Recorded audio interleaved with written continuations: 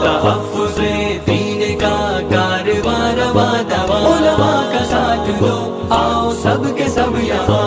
السلام علیکم ورحمۃ اللہ وبرکاتہ۔ الحمد للہ کفا وسلام علی عبادہ الذین اصطفى، اما بعد فاعوذ باللہ من الشیطان الرجیم، بسم اللہ الرحمن الرحیم۔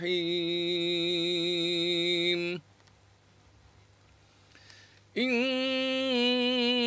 المبذرین كانوا اخوان الشیاطین۔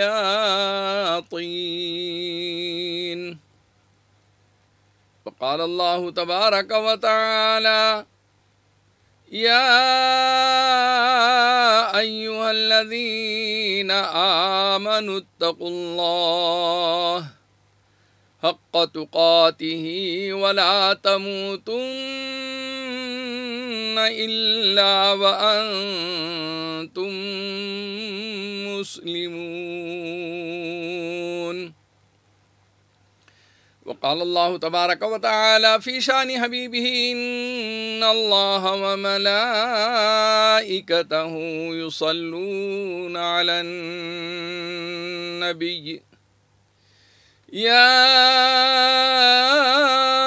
ایھا الذین آمنوا صلوا علیہ وسلموا تسلیما۔ اللہم صلی علی محمد النبی الامی وعلی آلہ واصحابہ البررۃ الکرام وعلی سائر الانبیاء والمرسلین والملائکۃ المقربین وعلى آلہ واصحابہ اجمعین۔ معزز سامعین و ناظرین، عزیز دوستوں، بزرگوں، نوجوانوں، میری عزت دار ماں اور بہنوں، آج جمعہ کا یہ لائیو بیان آسان اور مسنون نکاح کے عنوان پر گفتگو انشاءاللہ ہوگی۔ آل انڈیا مسلم پرسنل لا بورڈ کے ذمہ داران، ہمارے اکابر علماء اکرام بہت زیادہ فکر مند ہیں، اور امت مسلمہ کے موجودہ حالات کے پیش نظر انہوں نے خاص طور پر صدر محترم حضرت مولانا محمد رابع حسنی ندوی دامت برکاتہم اور میرے شیخ محترم مفکر اسلام حضرت مولانا محمد ولی رحمانی دامت برکاتہم، ان کی ایما پر پورے مہاراشٹر کے اندر 10 روزہ مہم چلائی جا رہی ہے۔ آسان اور مسنون نکاح 10 روزہ مہم کے اندر تمام علماء اکرام سے گزارش کی گئی ہے، ائمہ سے گزارش کی گئی ہے، خطبہ سے گزارش کی گئی ہے کہ 3 جمعہ مسلسل اسی عنوان پر امت مسلمہ کو مخاطب کیا جائے، قرآن و حدیث کی روشنی میں بتایا جائے کہ نکاح کتنا آسان ہے، نکاح ایک عبادت ہے، نکاح سادگی کے ساتھ منعقد کرنا خیر و برکت کا ذریعہ ہے۔ نکاح کے بعد جو ایک نئی زندگی آتی ہے، اس زندگی میں کامیابی اور ترقی ہر کوئی چاہتا ہے، نیک اور صالح اولاد ہر کوئی چاہتا ہے، لیکن اگر ہماری نیتیں درست نہ ہو، ہم شادی اس لیے کر رہے ہیں کہ کسی کے گھرانے سے مال و دولت ہمارے گھر میں آ جائے، ہم شادی اس لیے کر رہے ہیں کہ ہماری عزت اور شہرت بہت زیادہ ہونے لگے، ہم شادی اس لیے کر رہے ہیں کہ ہماری خامیاں جو ہے خوبیوں میں تبدیل ہو جائے، ہمارے عیبوں پر پردہ پڑ جائے اور ہمیں بھی لوگ بہت بڑا سمجھنے لگے، تو یہ نیتیں جو ہے یہ اس کو درست کرنا چاہیے۔ یہ فانی دنیا کے اندر ہم جو نکاح کر رہے ہیں، اس نکاح کے اندر جن چیزوں کو بنیاد بنا رہے ہیں وہ بنیادیں جو ہے بہت کمزور ہے، فانی ہے۔ آقا مدینہ سرکار دو عالم محمد رسول اللہ صلی اللہ علیہ وسلم نے نکاح کے متعلق یہ فرمایا کہ فظفر بذات الدین، دینداری کو ترجیح دو۔ کہاں ہیں وہ لوگ کہ جو دینداری کو ترجیح دیتے ہیں؟ میرے آقا صلی اللہ علیہ وسلم نے فرمایا کہ نکاح 4 چیزوں کی وجہ سے کیا جاتا ہے، 4 ذہن کے اندر خاکے ہوتے ہیں، ولی حسبیہا ولی جمالیہا ولی دینیہا فظفر بذات الدین۔ حسب و نسب اچھا ہے تو ہم کو شادی کرنا ہے، اچھے خاندان میں شادی کرنا ہے، بہت اچھی بات ہے۔ ولی جمالیہا، خوبصورتی کی وجہ سے کرنا ہے۔ ولی دینیہا، فرمایا فظفر بذات الدین، دینداری کو ترجیح دو۔ مال و دولت فانی چیز ہے، یہ ختم ہو جائیں گی۔ حسن و جمال فانی چیز ہے، یہ ختم ہو جائے گا۔ آج آپ خوبصورت بچی کو گوری چمڑی پر فدا ہو کر اس کو گھرانے کی بہو بنا کر لا رہے ہیں، کچھ دنوں کے بعد اس کے چہرے کی جھریاں جو ہے تمہیں سمجھا دے گی کہ حسن جو ہے وہ فانی تھا، جیسے کہ ویسے برقرار نہیں رہتا، وہ خوبصورتی نہیں رہتی ہے۔ اور مال بھی کسی کے پاس ہمیشہ نہیں رہتا ہے، وہ بھی فانی چیز ہے۔ اچھے خاندانوں کے مسئلے تھے، کسی زمانے میں کوئی کالر اونچی کر کے اور سر فخر سے اونچا کر کے گھوما اور پھرا کرتے تھے کہ ہمارا خاندان ایسا ہے، لیکن آج اس خاندان کا شیرازہ بکھرا ہوا ہے، اس خاندان کی کوئی بچیاں بھاگ گئی ہے، مرتد ہو گئی ہے، اس خاندان کی کچھ بچیوں نے اپنی پسند کی شادیاں کر لی ہے، اس خاندان کے اندر خرابیاں بچیوں کے لائن سے یا بچوں کے لائن سے آئی ہے، وہ بے ترتیبی اور بے دینی کے ماحول کی وجہ سے آ گئی ہے۔ میرے عزیز دوستوں اور بزرگوں، میرے آقا صلی اللہ علیہ وسلم نے یہ جو فرمایا کہ فظفر بذات دین، دینداری کو ترجیح دو۔ دیندار ہے اور مالدار ہے، سونے پہ سہاگا ہے۔ دیندار ہے اور حسن و جمال والے ہیں، سونے پہ سہاگا ہے۔ دیندار ہے اور اچھے خاندان والے ہیں، سونے پہ سہاگا ہے۔ پہلے بیسک دینداری دیکھو۔ اللہ کا خوف ہوگا تو وہ ماں باپ کے ادب اور احترام کرنے والے گھرانے سے آئے گی۔ دیندار ہوگی تو وہ ماں باپ کی آپ کی عزت اور احترام کرے گی۔ آپ جس بچی کو تلاش کرنے کے واسطے جا رہے ہو تو یہ سوچو کہ اس گھرانے کے اندر دینداری کتنی ہے۔ ہم یہ نہیں دیکھتے، سب سے پہلے تو مال دیکھ رہے ہیں۔ یاد رکھو کہ اللہ کے رسول صلی اللہ علیہ وسلم نے ایک حدیث میں فرمایا کہ کوئی شخص صرف مال کی بنیاد کے اوپر کر رہا ہے اور یہ سوچتا ہے کہ میں اس عورت کی رشتے کے بہانے خوب مالدار بن جاؤں گا، وہاں سے گھوڑے جوڑے کی رقمیں آئیں گی، وہاں پر سامان جہیز بہت زیادہ آئیں گا، اس لیے مالدار گھرانے کے اندر اس نے گل ڈالا ہے۔ بہت بڑی مچھی تو لگ کر آ سکتی ہے، ایک ٹرک سامان جہیز مل سکتا ہے، لیکن ایک وقت ایسا بھی آ سکتا ہے کہ جب لڑائی جھگڑے کی نوبت ہے اور مجبور ہو گئی بچی تو اس نے کہا کہ تمہارا کیا ہے، میرے ماں باپ نے یہ سب کچھ دیا ہے، یہ گھر کا ڈیکوریشن میرے ماں باپ نے کیا ہے، یہ پلنگ بسترا میرے ماں باپ نے دیا ہے، یہ جو لباس تم پہنے ہوئے ہو یہ میرے ماں باپ نے دیا ہے، یہ جو تم لنگی پہنے ہوئے ہو، بنیان پہنے ہوئے ہو، یہ جو چڈی پہنے ہوئے یہ بھی میرے ماں باپ نے دیا ہے۔ اس وقت سر شرم سے جھک جاتا ہے۔ مال کی بنیاد پر اگر تم یہ سوچ کے شادی کر رہے ہو کہ اس گھرانے کی پوری دولت میرے گھر کے اندر پھسل کر آ جائے گی، تو یاد رکھو سوائے کنگال ہونے کے، سوائے غربت اور افلاس کے، سوائے فاقوں کے جیسی زندگی کے اور دانے دانے کے محتاجی کے بغیر تمہیں موت نہیں آنے والی ہے۔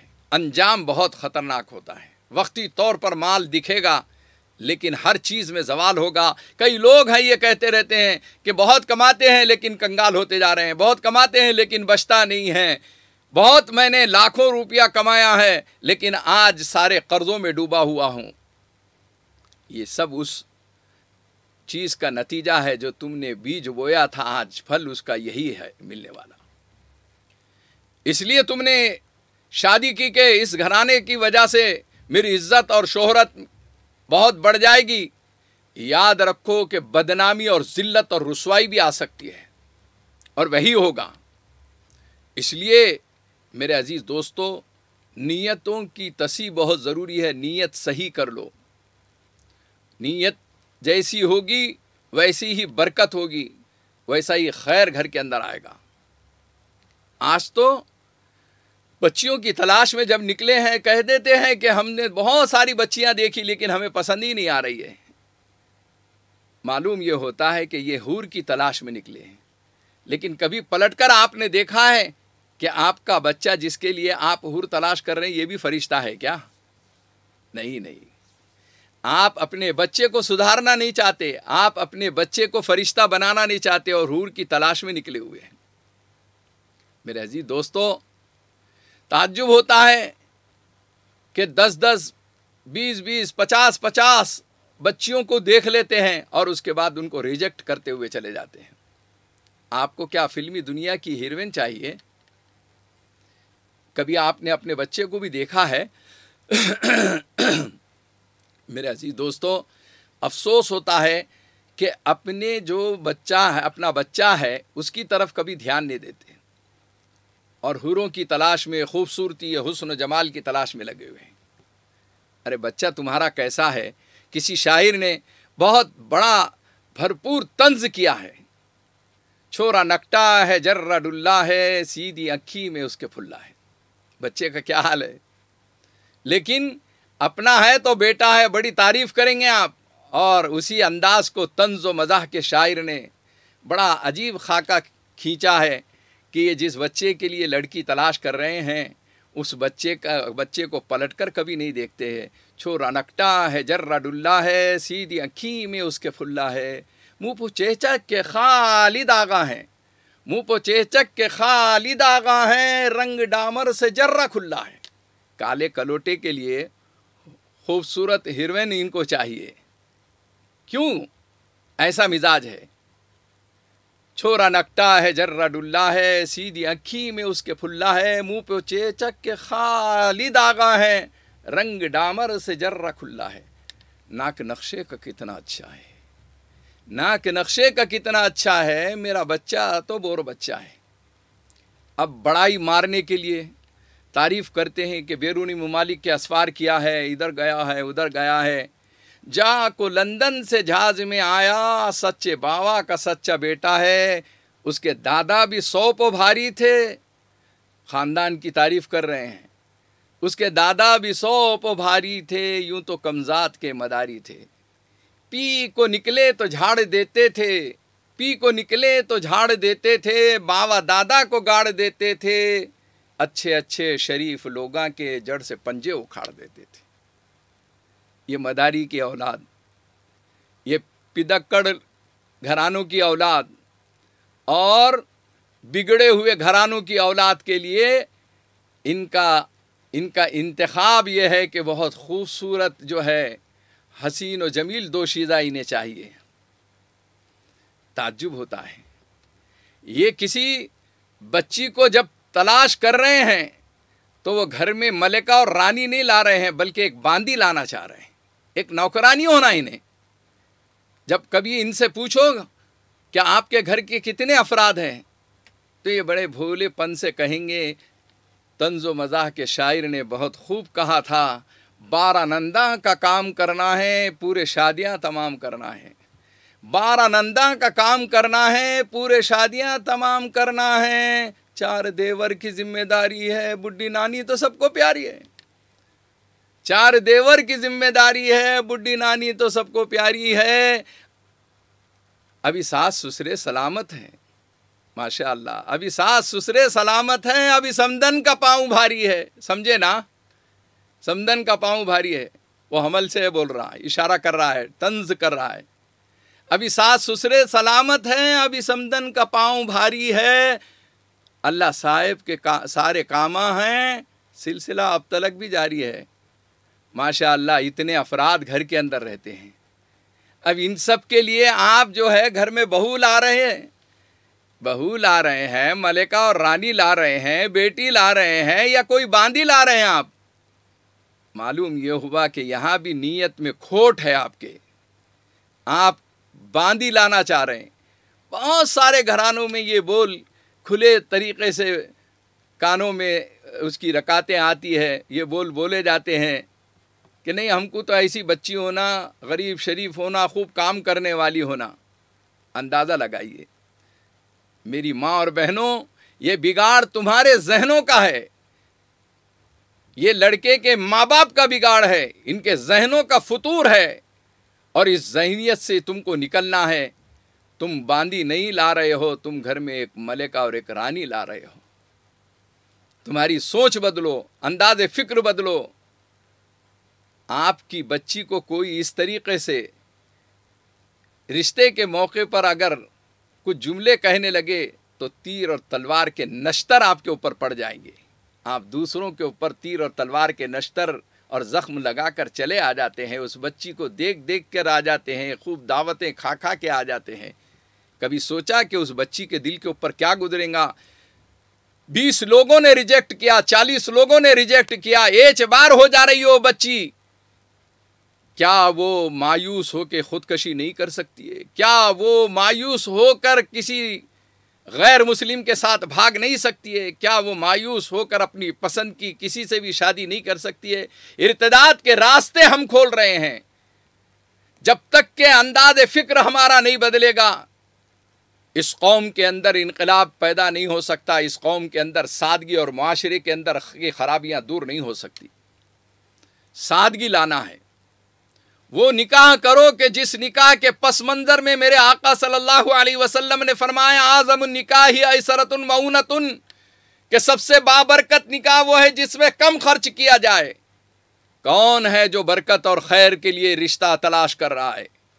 کون ہے جس کی فکر یہ ہے، جس کی سوچ یہ ہے، جس کی نیت یہ ہے کہ خیر و برکت کا نکاح ہونا؟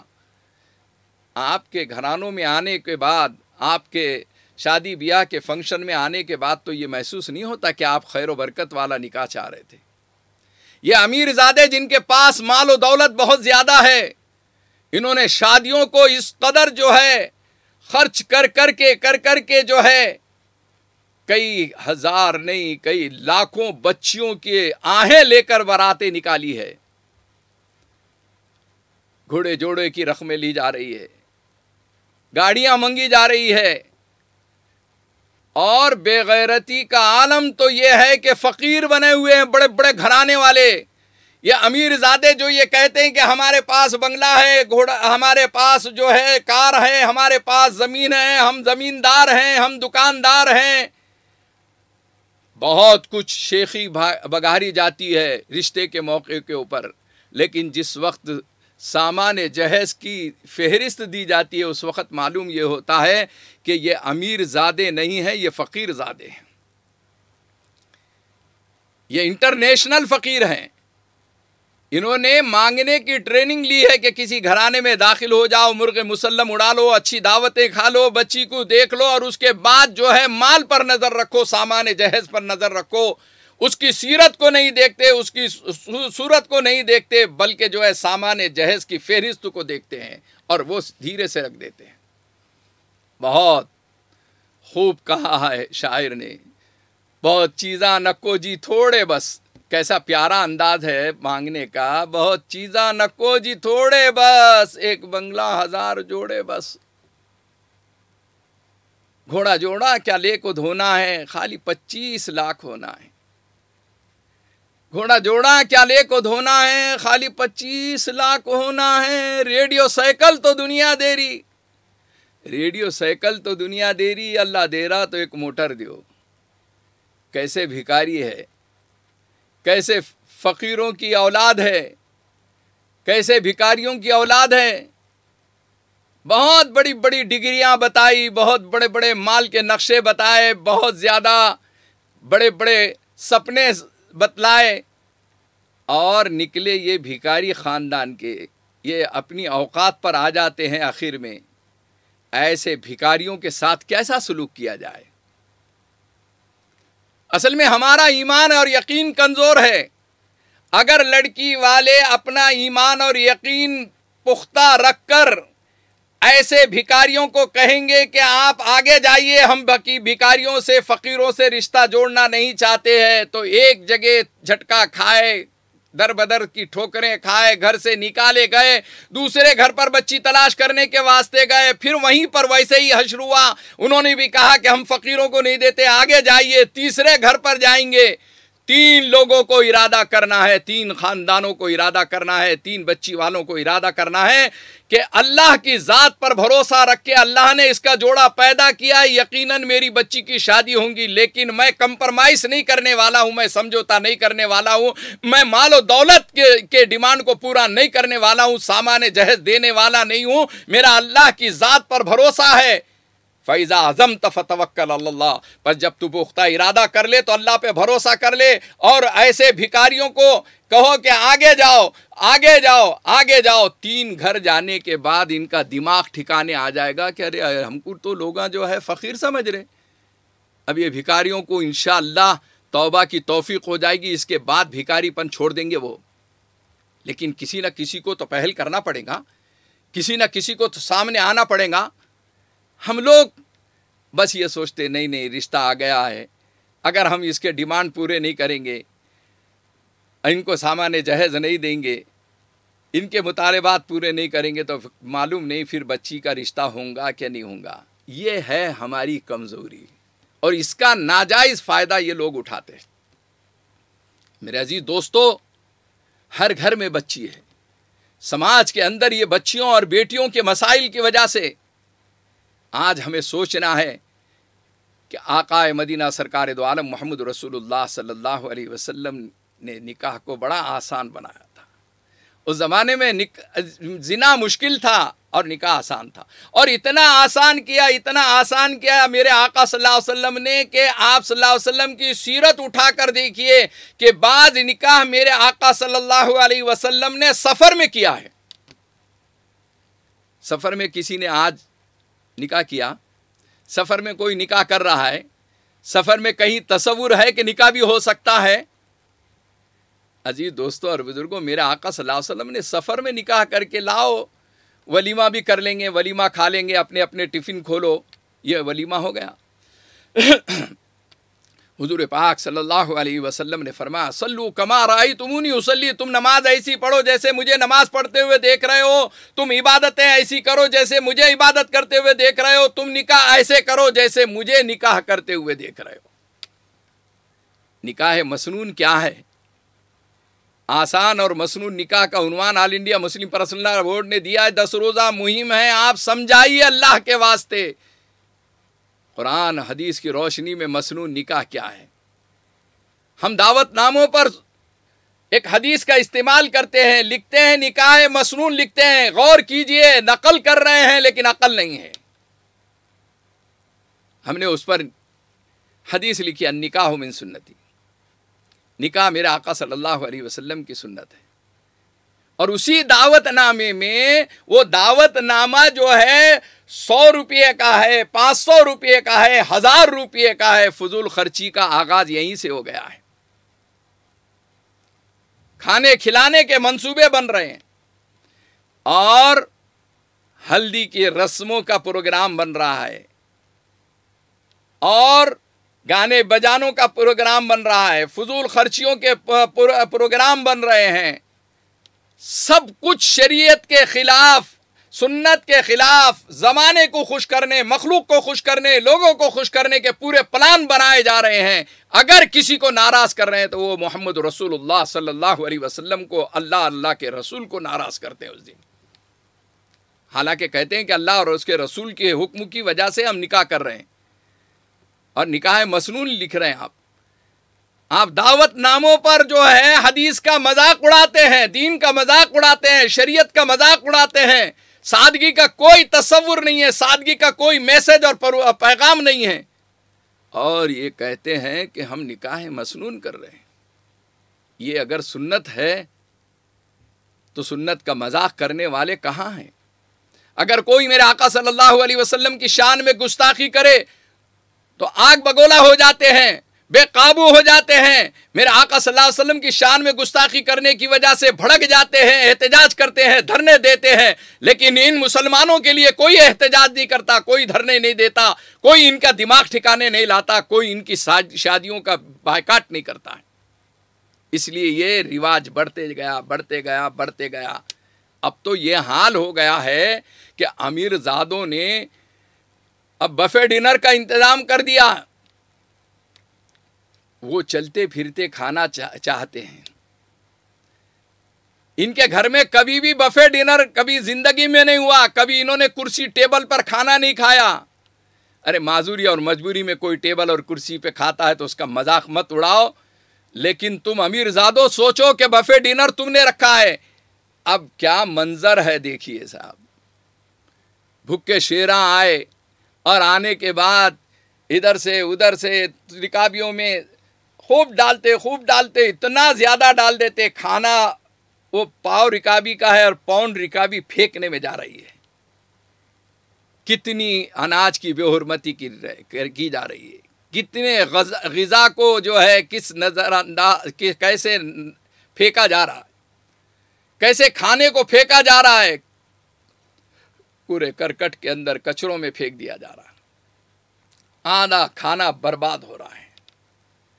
اور میوزک لگی ہوئی ہے ماشاء اللہ، ہلکی سی میوزک ہے، اس میں ساری چیزیں رکابیوں میں لیے ہوئے چلتے پھرتے جو ہے کھا رہے ہیں، بیٹھ کر کھانا، سنت کے مطابق کھانا، ان کو کسی نے سکھایا نہیں ہے، اب یہ چلتے پھرتے کھا رہے ہیں۔ کسی زمانے میں کہا جاتا تھا کہ چلتے پھرتے کھانا ہلکے پن کی نشانی ہے، اور یہی یقیناً جو ہے ہلکے لوگ ہیں، فقیر کی اولاد ہیں جو چلتے پھرتے کھا رہے ہیں۔ کبھی آپ نے غور کیا کہ باوقار پوزیشن والے، اچھے خاندان والے، اچھے گھرانے والے، اچھی فیملی والے اس طریقے کا کھانا رکھ ہی نہیں سکتے، خلاف سنت ہے یہ۔ اسی لیے کسی شاعر نے بہت بھرپور طنز کیا ہے، عقل ٹھکانے آ جائے گی، شعر کو لکھ لیجئے، سینے پہ لکھ لیجئے، پیشانی پر لکھ لیجئے۔ انگریز کی تہذیب کے اسیر نظر آتے ہیں۔ آپ اندازہ لگا لیجئے، ہاتھ میں رکابی ہے آپ کے، کھانا کھا رہے ہیں، چل رہے ہیں، اور ٹانگ مرغے کی آپ کے منہ میں ہے، اور میوزک کے ساتھ اس کو ہضم کرنا چاہ رہے ہیں آپ۔ فوٹو بھی بعض لوگ اتار رہے ہیں، ویڈیو شوٹنگ ہو رہی ہے ہلکی سی میوزک کے درمیان میں، لیکن آپ کو آپ کے اوقات یاد دلا دیا شاعر نے کہ انگریز کی تہذیب کے اسیر نظر آتے ہیں، انگریز کی تہذیب کے اسیر نظر آتے ہیں، ہاتھ میں رکابی لیے فقیر نظر آتے ہیں۔ فقیر کھاتے نا، کوئی اچھا آدمی تو اس طریقے سے نہیں کھاتا۔ آئیے آپ کے اندر وہ ایمانی حمیت اور غیرت ہونا چاہیے جو آل انڈیا مسلم پرسنل لا بورڈ کے اکابر علماء اکرام ذمہ داران چاہتے ہیں۔ ہمارے اکابرین یہ چاہتے ہیں کہ سادگی کے ساتھ نکاح ہو، اس میں خرچ نہ ہو، جہیز کا لین دین نہ ہو، جہیز کا مطالبہ نہ ہو، اور بچیاں آسانی کے ساتھ اڑ جائیں، اور سنت طریقے سے ہم نکاح کرنے والے بنے۔ اس کا ماحول بنانا پڑے گا، اس کی فضا بنانا پڑے گی۔ آپ سمجھیے کہ ماضی میں صحابہ اکرام رضوان اللہ علیہم اجمعین، تابعین، تبع تابعین، بزرگان دین، اولیاء اکرام، جس کو ہم اور آپ مانتے ہیں، ہمارے آبا و اجداد نے اس کتنی سادگیوں کے ساتھ کیسی قربانیاں دے کر بچیوں کی شادی کی تھی، کیسی شادیاں کی تھی۔ ماضی میں آپ دیکھیں گے تو ایک شادی کا موقع ہے اور خلاف سنت کھانا کھلایا جا رہا ہے۔ ایک صحابی رسول آئے اور وہ خلاف سنت کھانے میں شریک نہیں ہونے لگے۔ لوگوں نے اصرار کیا تو ایک پیارا جملہ فرمایا، آترک سنت حبیبی لہؤلاء الحمقاء، کیا میں ان بے وقوفوں کی وجہ سے میرے حبیب پاک صلی اللہ علیہ وسلم کی سنت کو چھوڑ دوں؟ کیا لوگوں کی وجہ سے میں میرے آقا صلی اللہ علیہ وسلم کی سنت کو چھوڑ دوں؟ کیا ان بے وقوفوں کی وجہ سے میں میرے آقا صلی اللہ علیہ وسلم کی سنت کو چھوڑ دوں؟ میرے سے یہ کھانا نہیں ہو سکتا ہے، میں اس طریقے سے کھا نہیں سکتا ہوں۔ ایسے بولنے والے، ایمان کامل رکھنے والے، ایمانی حمیت اور غیرت رکھنے والے کچھ لوگ ہونا چاہیے، تاکہ شادی بیاہ کے موقع پر روک لگ سکے۔ میرے عزیز دوستو، خطبہ نکاح میں کیا پڑھا جا رہا ہے؟ یا ایھا الذین آمنوا اتقوا اللہ، یا ایھا الذین آمنوا اتقوا اللہ، ایمان والو اللہ سے ڈرو، اللہ سے ڈرو، اللہ سے ڈرو۔ خطبہ نکاح کا پیغام یہ تھا کہ خوف خدا کی وجہ سے تمہارے پیروں میں بیڑیاں آ جائے۔ نہ پوچھ دل سے دل ملنے کی کیا تاثیر ہوتی ہے، نہ پوچھ دل سے دل ملنے کی کیا تاثیر ہوتی ہے۔ محبت بڑھتے بڑھتے پاؤں کی زنجیر ہوتی ہے۔ سچا عشق رسول پیدا کرو، سچے غلامان محمد بنو، سچے حبیب پاک صلی اللہ علیہ وسلم کے امتی بننے کی کوشش کرو، پھر دیکھو دنیا کے اندر کیسے انقلاب پیدا ہوتا ہے۔ سادگی کے ساتھ نکاح ہم منعقد کریں گے، جہیز کی لعنت سے سماج کو پاک کریں گے۔ آؤ ہم اس بات کا عہد کریں کہ ہم اپنے بچوں کی شادیوں میں نہ کچھ لیں گے نہ کچھ دیں گے۔ یہ طے کر لو میرے عزیز دوستوں اور بزرگوں۔ اور جو درمیان میں رشتہ جوڑنے والے لوگ ہیں ان سے میں یہ کہنا چاہتا ہوں، خدا را آپ ظالم مت بنو، ظالمانہ کردار مت ادا کرو، تم ایسے وکیل مت بنو جو ظالم وکیل ہے، تم ایسے گواہ نہ بنو جو ظالم ہے۔ تمہارا کام ہے کہ تم ثالثی کا کردار ادا کر رہے ہو تو دونوں خاندانوں کے درمیان میں جہیز کا کوئی تذکرہ نہیں آنا چاہیے، جبری لین دین نہیں ہونا چاہیے۔ آپ نے روکنا ہے، آپ نے ٹوکنا ہے، آپ نے منع کرنا ہے۔ اتنی جسارت، اتنی ایمانی حمیت اور غیرت اپنے اندر پیدا کرو۔ میرے عزیز دوستو، آخر میں ایک حدیث اللہ کے رسول صلی اللہ علیہ وسلم کی سنا کر اپنی بات کو ختم کر رہا ہوں کہ جو مرد عورتوں کی کمائی کھاتا ہے، میرے آقا صلی اللہ علیہ وسلم کا فرمان ہے، حدیث کا مفہوم ہے، لڑکیوں کی طرف آپ مال کے اعتبار سے ان کے گھرانے سے کوئی دولت مل جائے اس کی طرف نظر مت رکھو، اور لڑکیوں کو کمانے پہ مجبور مت کرو، ان کی ڈگریوں کا غلط استعمال مت کرو، ان کو کمائی کے اعتبار سے آفسوں کی زینت مت بناؤ، انہیں ٹیچر اور فلاں بنا کر اس کے پیسوں کے اوپر نظر مت رکھو، اس لیے کہ میرے آقا صلی اللہ علیہ وسلم نے فرمایا کہ جو مرد عورتوں کی کمائی کھاتا ہے وہ دیوس ہے، وہ بے غیرت ہے، نامرد ہے۔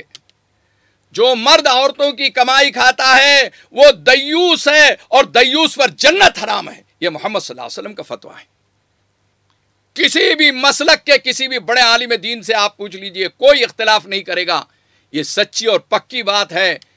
آپ اس میں جواز نکالنے کی کوشش کرو گے، یہ علیحدہ بات ہے، لیکن ٹھیٹھ حدیث یہی ہے کہ محمد صلی اللہ علیہ وسلم نے فرمایا ہے کہ وہ شخص جو عورتوں کی کمائی کھاتا ہے وہ دیوس ہے، اور دیوس پہ جنت حرام ہے۔ آپ کس جنت میں رہ رہے ہیں؟ آپ کس دنیا میں رہ رہے ہیں؟ آپ اسلام کو کیا سمجھے ہیں؟ آپ شریعت کو کیا سمجھے ہیں؟ آپ نے اگر دین کا مذاق اڑایا ہے، شریعت کا مذاق اڑایا ہے، خدا را آپ سمجھ جائیے اور کوشش کیجئے میرے عزیز دوستوں اور بزرگوں کہ بچیاں بہت ساری گھرانوں میں بیٹھی ہوئی ہیں، ان بچیوں کے نکاح آسان ہو جائے۔ میرے اور آپ کے گھرانوں میں بچیاں بیٹھی ہوئی ہیں، وہ ان کے نکاح آسان ہو جائے، اور اس کا ماحول اور فضا بنانے کی کوشش کرتے رہیں۔ اللہ جل شانہ مجھے آپ تمام کو عمل کی توفیق عطا فرمائیں۔ وآخر دعوانا ان الحمدللہ رب العالمین۔ اللہم صلی علی سیدنا و نبینا مولانا محمد وعلی آل سیدنا و نبینا مولانا محمد وبارک وسلم۔ یا ارحم الراحمین، ہمارے گناہوں کو معاف فرما، خطاؤں لغزشوں کو معاف فرما، نکاح کو سادگی کے ساتھ منعقد کرنے کی توفیق عطا فرما، گھوڑے جوڑے کی لعنتوں سے اس سماج کو پاک اور صاف فرما دیجئے، جہیز کی لعنتوں سے پاک اور صاف فرما دیجئے۔